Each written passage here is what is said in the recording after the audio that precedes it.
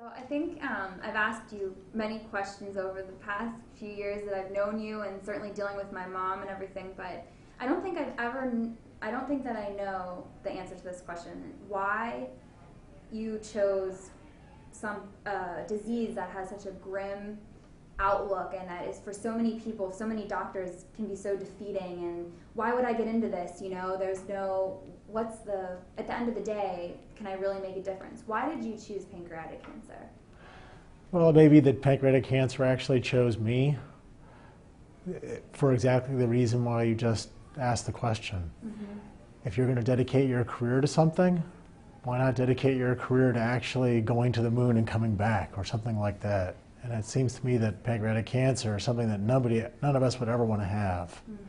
And it's really just about a way of finding one more option for somebody to see, another sunset with their families, the things they care about doing. It's what I wish someone would do for me. It's like the ultimate parachute to find, a way to cheat death one more day. And that's really what life's all about. And if medicine can come along, can get behind a challenge like pancreatic cancer, you'd think that most of the rest of it wouldn't necessarily be as difficult. Mm-hmm. Yeah. Now, we all know the statistics, all of us who have had lost family members and gone down this road. We all know, when you hear pancreatic cancer, you look it up on the internet, that's the last thing you want to do because the numbers are so scary. But what are you working on, and what are you seeing happening right now that is that we should be excited about and that gives you hope in the fight against this disease?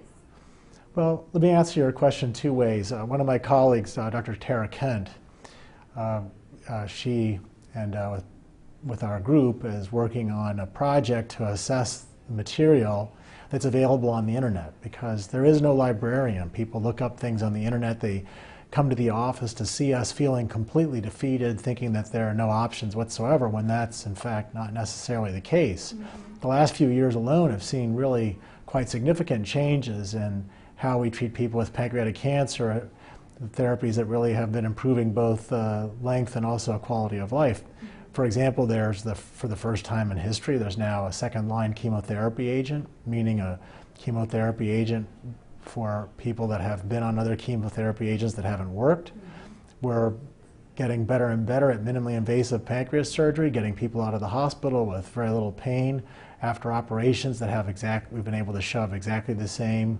outcomes as traditional open surgery. There's the advent of two forms of chemotherapy for stage 4 or metastatic pancreatic cancer, and all that's just since 2010. The real key to things like Alliance of Families Fighting Pancreatic Cancer is to get that information out there, which is why I started talking about Dr. Kent's project on the assessment of online resources. What you do for your television station is reach a lot more people than the average doctor ever will in his entire career.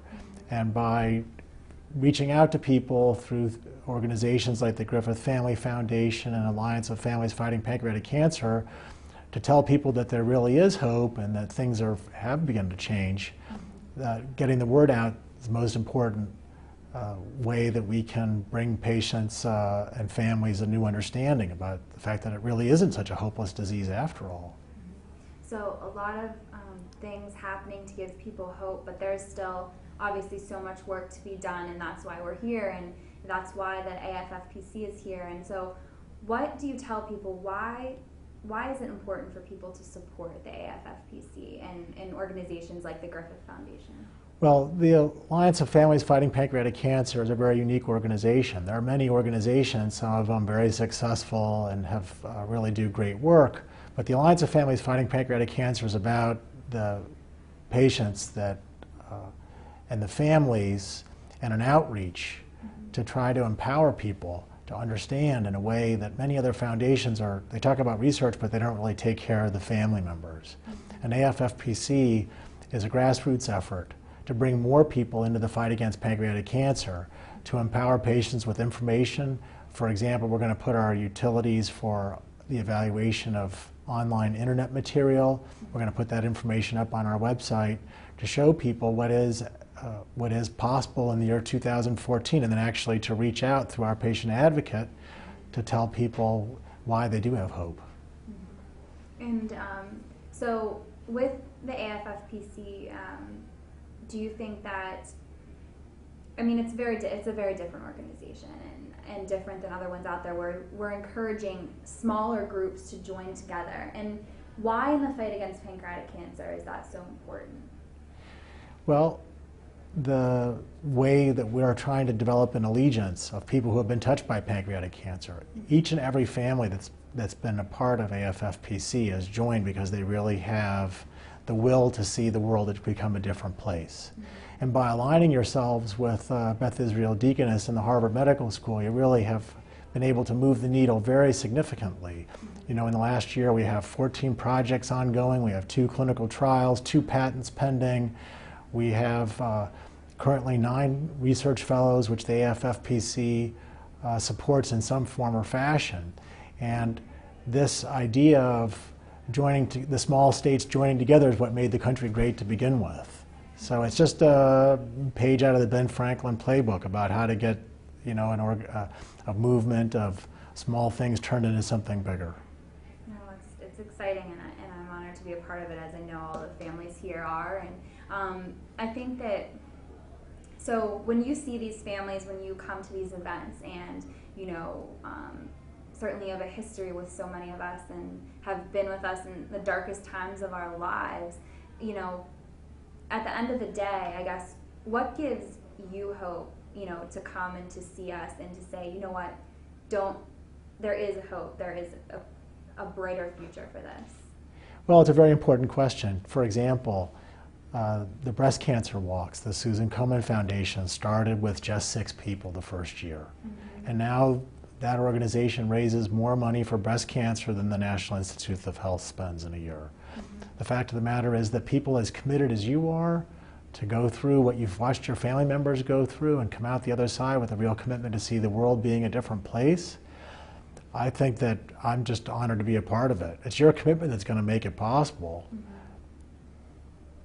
Well, no, we're honored to have you and to support what you're doing. And so a lot of a buzzword that I think people, you talk about what we're seeing on the internet, and I think more recently what we're seeing now is people are talking about, you know, immunotherapy and as kind of as the future of where cancer treatment is going, and these smarter treatments, more personalized treatments to medicine. So I think, does that apply to pancreatic cancer and what you're seeing? Well, that's a very important question. So the reason people talk about hope, well, let's talk for a second about what hope means. As people understand the genetics and some of the markers of pancreatic cancer are better, the therapies improve because, as you pointed out, they're targeted against an individual tumor.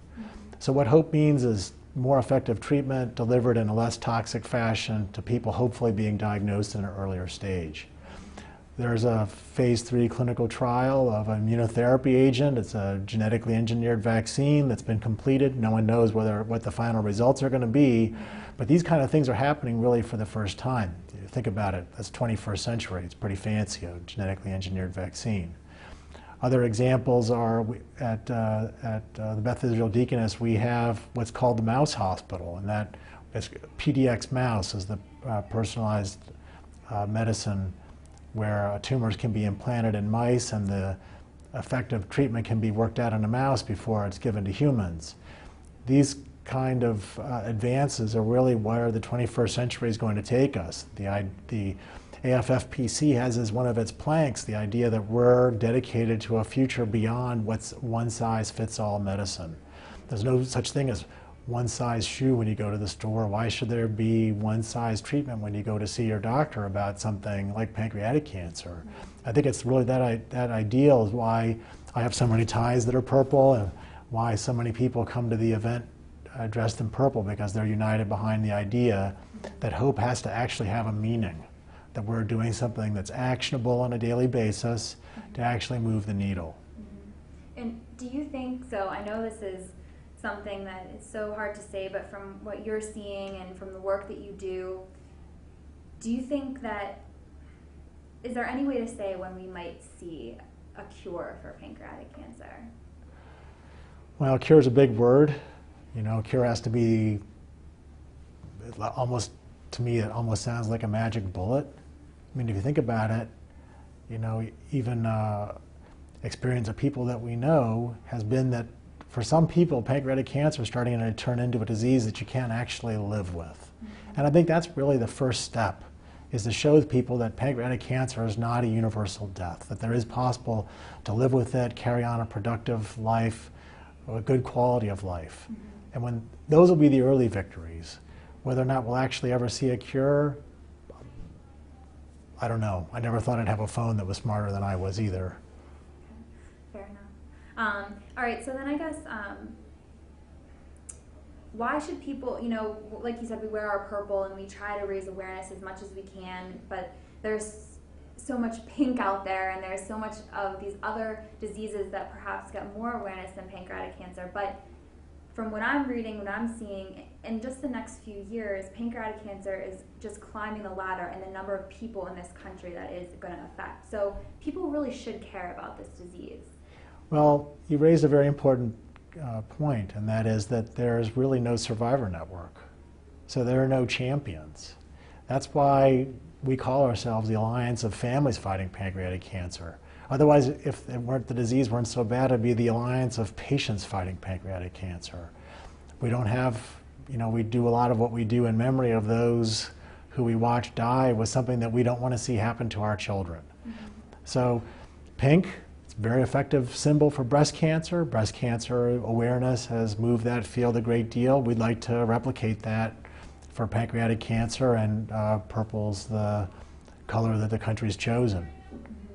And so, do you know, I don't know that I know the exact number, but how many people, pancreatic cancer is going to perhaps move to almost the #1 killer of cancer death in this country? Is that accurate? Second. Second. The prediction is by 2035 that pancreatic cancer will be #2.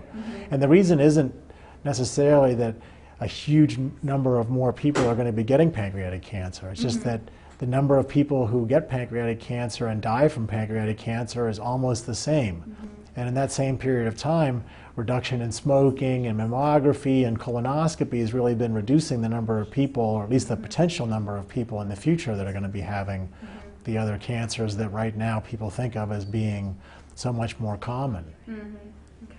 All right. So, what do you want people to know? I mean, if you could reach, you know, as many people as you possibly could, what do you want people to know about what we're doing here and what needs to be done? Well, the AFFPC is a way for people to get involved without having to start their own foundations, wrestle with all of the paperwork that comes from that. It's a way for people who actually have the desire to maybe do 1 or 2 events to actually be able to have them, and have a group of people who understand what they went through to help them with the process. We'd like to see AFFPC become a national organization. Right now we stretch from Pennsylvania down to Florida and New York. We'd like to add people from every state in the country, so that if a family member decides, gee, I really want to make a difference, I really want to fund something that is going to make a better future, that they can actually get together with a neighborhood representative from the AFFPC and have an event and see how their money's made the world a different place. Tonight's really a celebration of the number of people that we've had just in the last 2 years that have joined, including you.